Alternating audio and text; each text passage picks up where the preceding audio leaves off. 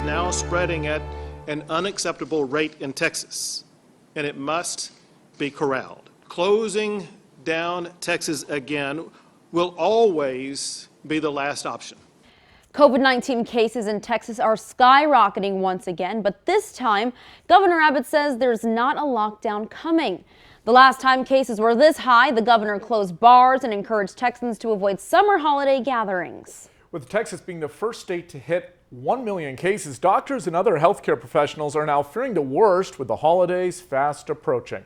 Tonight, 25 News reporter Leah McNeil is here to explain why we haven't seen any additional state or local restrictions yet.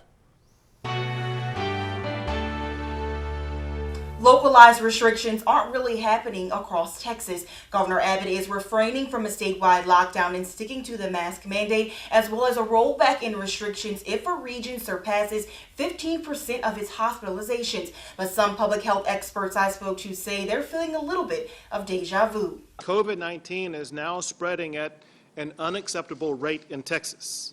And 5 months later, it still is. We are seeing rapid exponential growth in our daily cases. If you look at the trend line, you can see it going right up.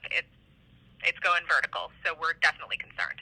McLennan and Bell County public health officials tell me the numbers are peaking near the spike in spring. We are back up to just about where we were in July. We had our second highest case count since July, and we don't see this slowing down. Though the governor has said he will not impose a statewide lockdown, what about countywide COVID restrictions? Appear to be more effective and more efficient to have local responses to changes in COVID because there's such dramatic difference between certain localities. Dr. John Kohler explains many counties outside of Texas have decided to address COVID on a localized basis. But here in Texas, things aren't panning out that way. County judges, who would be the ones to impose new restrictions, are being opposed by the state.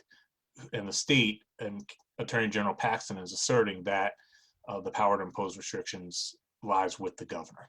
This happened in El Paso when a county judge tried to close non-essential businesses for 2 weeks. The order was shut down immediately. The state's opposition to a local lockdown in El Paso will certainly deter other county judges from issuing a similar order. With the state limiting the power of local authorities and refraining from a statewide lockdown, health officials say it's up to you to slow the spread. It's going to take people taking this seriously, staying home when they're sick, washing their hands, wearing those masks. It's no different than wearing a seatbelt.